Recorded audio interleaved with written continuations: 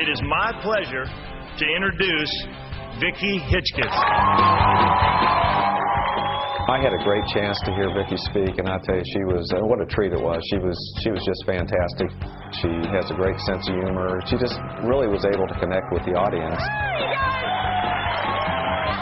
The neat thing is that she gets so involved that she feels what she's doing. Now, what she does then is she speaks from her head because she's got the data, but more importantly, she speaks from her heart. You spend your life worrying about your weaknesses. You'll spend your life with your weaknesses. Sit down if you think you're good looking.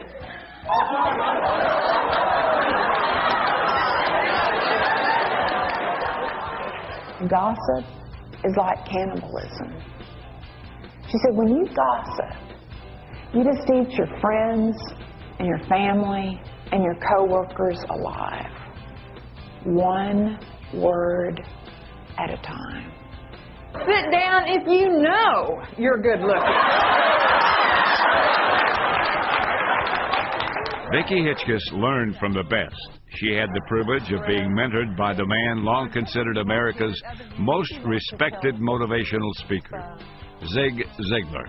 Most people miss success by about 18 inches. That's about the distance from the head to the heart.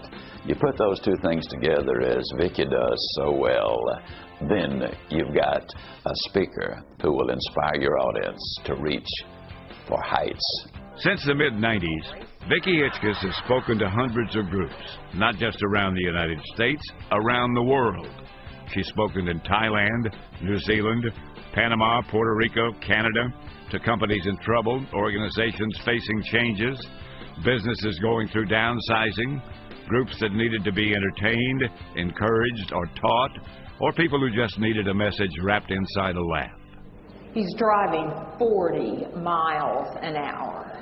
Other drivers come up behind him, they honk their horn, they shake their fist. Amish people are cussing at this guy. Surround yourself with people who believe in you. People who think you can make it happen. Let me see the hands of the people in this room who have survived the worst thing that ever happened to you. 1 million people bought electric drills. Here's what's significant about that. Not one of those people wanted a drill. Every single one of those people wanted a hole. You want a hole, you got to drill.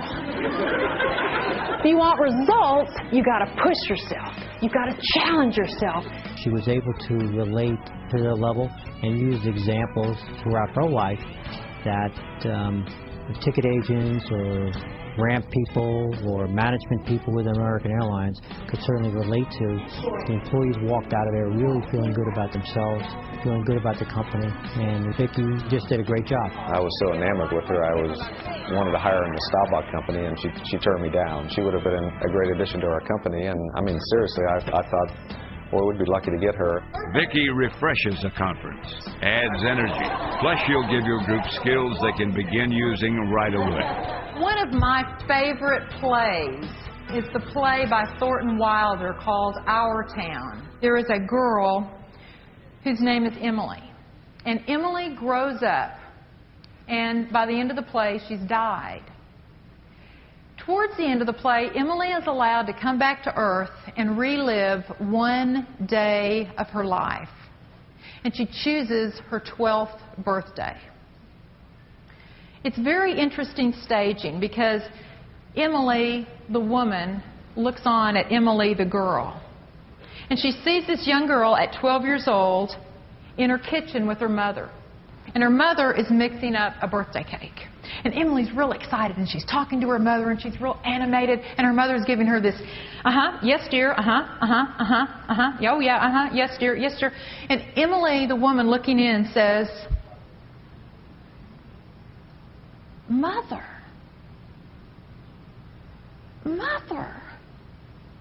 listen to me. Listen to me. As though I were really there.